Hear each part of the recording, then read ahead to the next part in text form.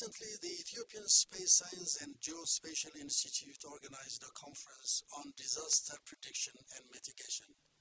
What did the conference achieve? How vulnerable are we to disasters? And how does the institute actually function? My guest, Abdissa Yilma, has been leading the institute for the past 4 years. A very warm welcome to the program. Thank you for inviting me. Two institutes came together. They merged to create the Space Science and Geospatial Institute in 2021. Yeah, Space Science and Geospatial Institute was established back in September 2021, by merging two institutes, namely the former Ethiopian Space Science and Technology Institute and the former Geospatial Information Institute. So you pulled all the resources, human and... Yes. I mean, as a result of the merging, all the human resource of the former institutes and all the resources came together, and then we started to work as SSCGI. The famous Ethiopian Mapping Institute has become part of your institute, right? Yes. Basically subsumed. Yeah. The famous Ethiopian Mapping Agency was reorganized and formed the institute called Geospatial Information Institute before the merging. So the current SSCGI comprises the former EMA, the Geospatial wing that came from INSA, and also the former Ethiopian Space Science and Technology Institute altogether. So important institutions coming together. How are they oriented to address Ethiopia's development needs? That's what you are ultimately trying to achieve, right? To address. I think the major purpose of establishing SSCGI was to have a leading institute responsible for national space program, together coupled with an authoritative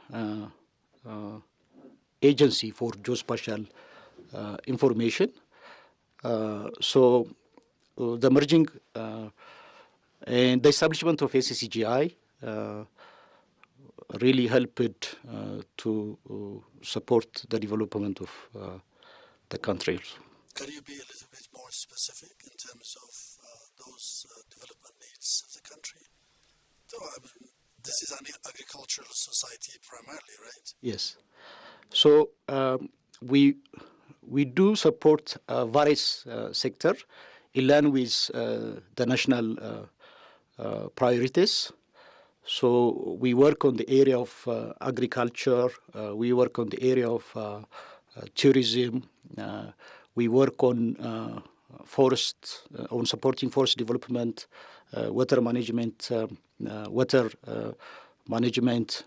and also on supporting the digitalization, the digital strategy, and so on.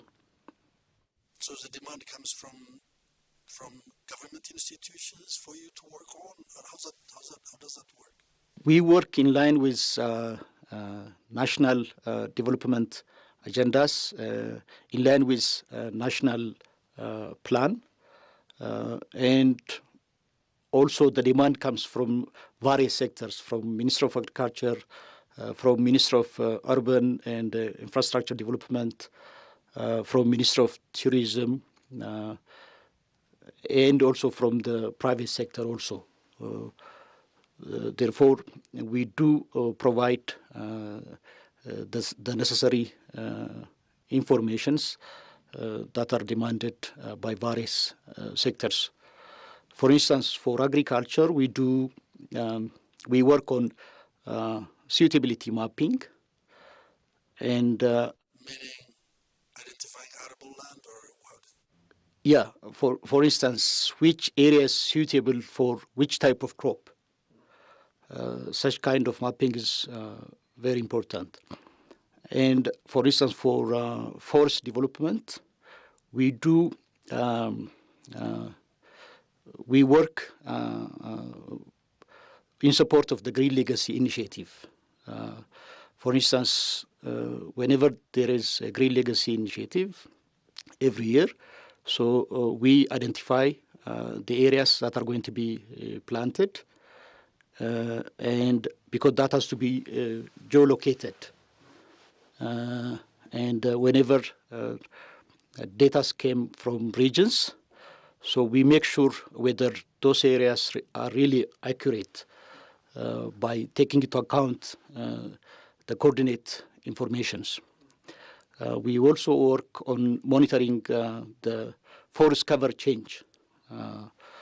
And we also work on land use, land cover mapping.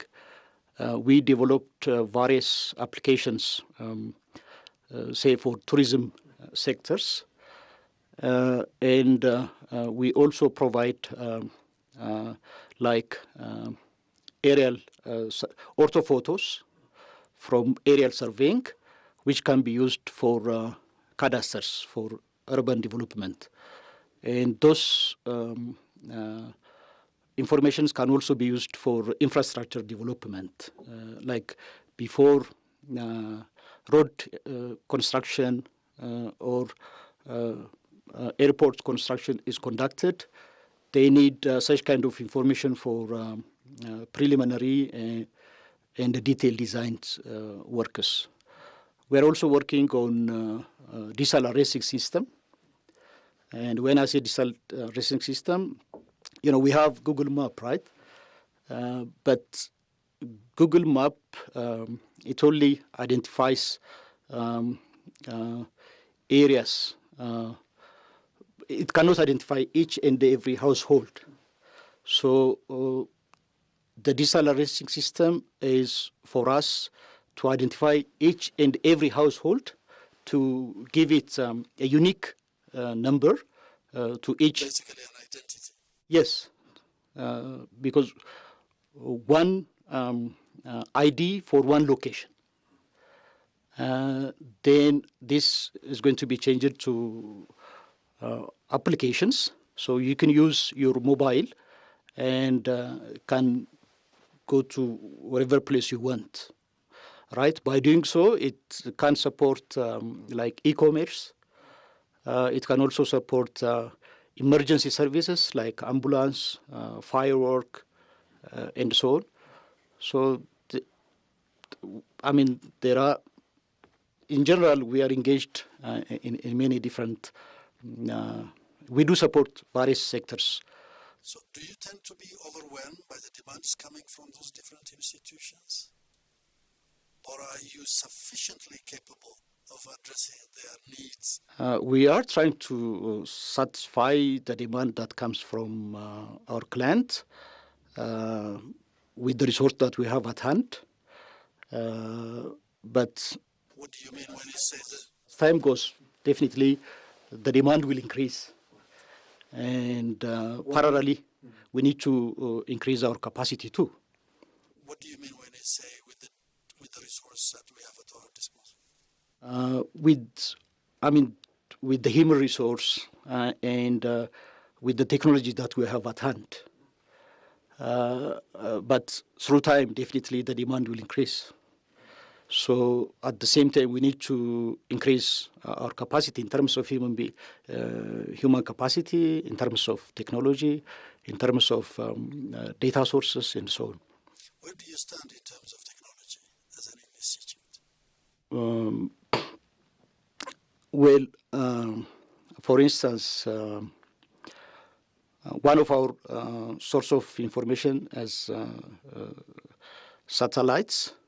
So Ethiopia had launched 2 remote sensing satellites, and currently we are developing the 3rd Earth observation satellite. And we also have cameras which can be mounted on aircraft for aerial surveying. We also have technologies which can be used as ground sensors to collect various informations. So I would say the technologies that we have at hand can handle the demand that are coming from our clients this time. But with the advancement of technology, we need to really capacitate ourselves compared to what we have currently. In terms of, for instance, if you compare the capacity of our institutes compared to the East African regions, I can say we are at the leading position. If you compare with all other African countries, we might stood like at 6 or 7 positions. And therefore we need to work hard, right? Because we need to be a leader in Africa in all terms. But you have institutional collaborations, right, in processing your data and so on and so forth? Yes, we have collaboration with various countries. Especially we do get satellite data. Even in the absence of our own satellites, there are countries who do provide us satellite imageries. So every year we get satellite imageries having different spatial and temporal resolutions. Recently you organized a conference that relates to disaster mitigation, right? That was about 2 weeks ago. This year we established various centers like to support different sectors.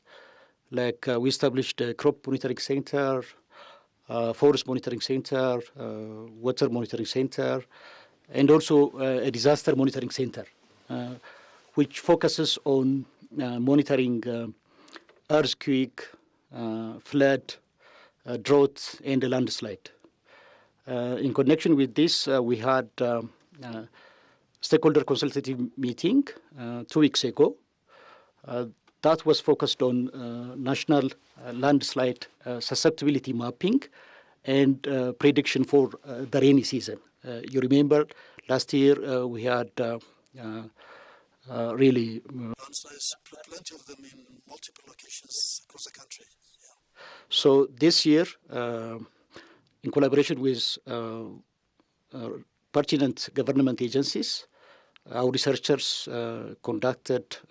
did a research on this area and come up with the areas that are most susceptible for landslide. And taking into account the rainfall prediction data from Ethiopia Meteorology Institute, we also tried to predict the probability of the occurrence of landslide in various parts of Ethiopia.